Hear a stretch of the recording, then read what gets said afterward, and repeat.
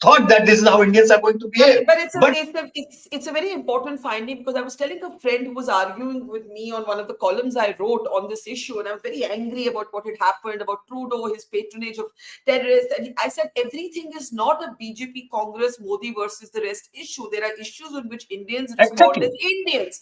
And your survey bears that out. And in fact, if we can look at some of the other findings also now, we can go to the next slide.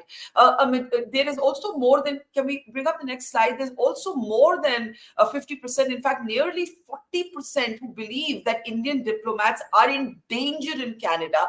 An overwhelming number of people also believe that Justin Trudeau specifically backs Khalistani extremists. So let's just rotate these slides as you talk about them. Go ahead, Yashwant.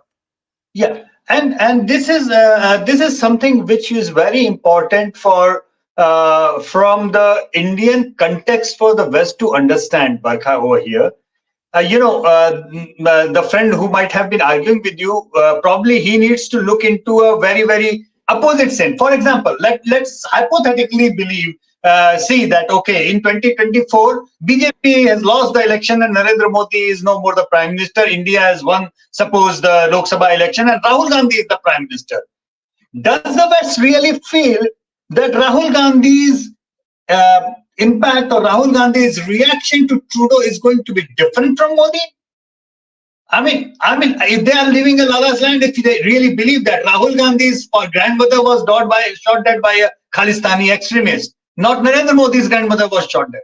So, I mean, if at all, and between Narendra Modi and Rahul Gandhi, the one who is likely to take even more stringent line, it is likely to be Rahul Gandhi. Not because his grandmother was shot dead by a Khalistani, but because of the emotion of the supporters of the Congress party.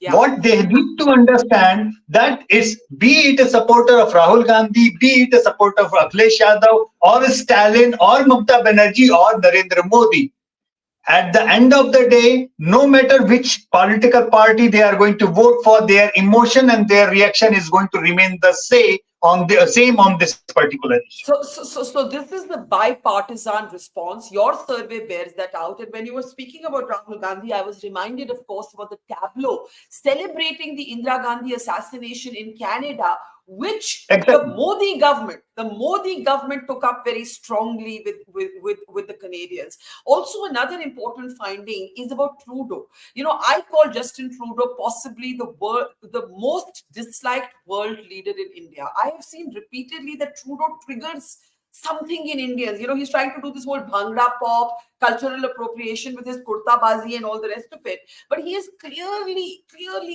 supporting Khalistani extremists, and that is the perception that your survey also bears out. Absolutely, Barkha. And I don't have an updated number on the trust in the country's poll right now, but we do that couple of times every year. By and large, obviously, India-Pakistan story is, age-old and way behind.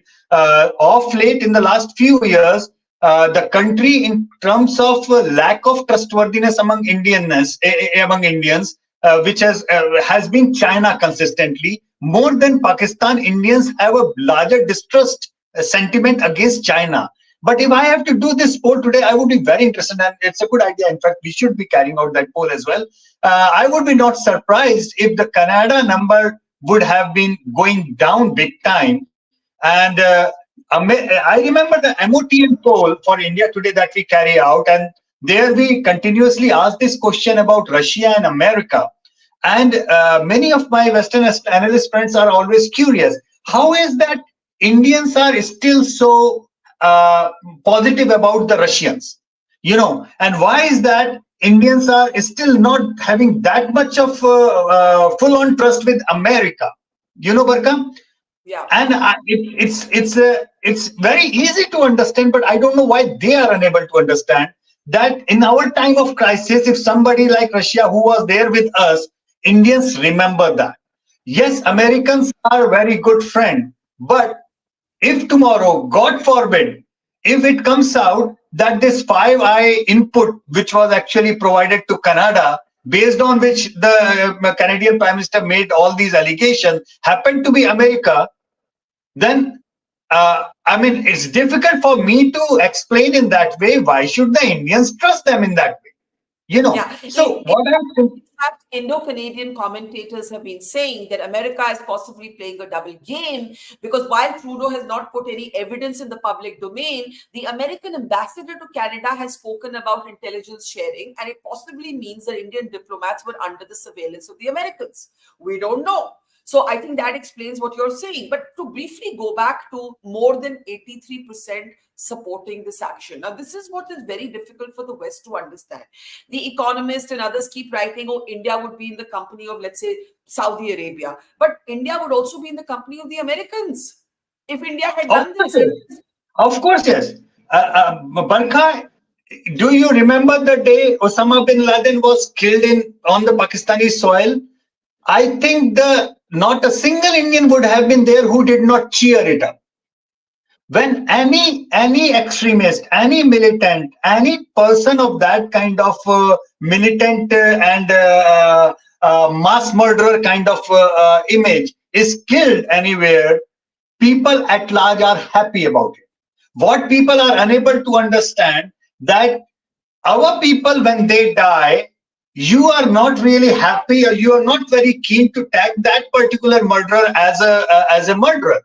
For you, it becomes a activist, it becomes a Sikh leader. For you, he becomes even a modest plumber. I mean, that kind of duplicity is something in this new age is very wide and clear. And imagine the lawyer of Niger giving an open out warnings to the Hindus living in Canada, getting out.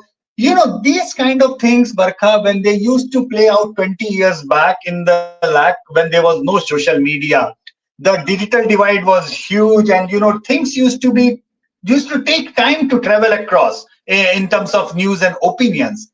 In today's age and time, you just cannot play those games with the public psyche anymore, particularly when there are people who in the recent past have been at the receiving end of militancy in that brutal terms.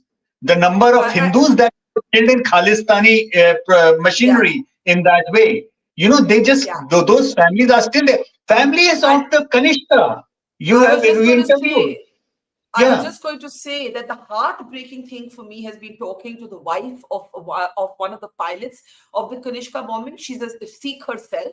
And she said, "हमें नहीं चाहिए, यहाँ किसी को खालिस्तान नहीं चाहिए." Another person I interviewed was 17 years old when his entire family was killed on board Air India 182, known as Kanishka. This is the wife of Captain Bhinder. He was flying the plane, and she is a Sardarni herself, and she came on our interview and she said, "I want Justin Trudeau to know that no one here wants Khalistan. Khalistan is a diaspora story. Khalistan is not an Indian story."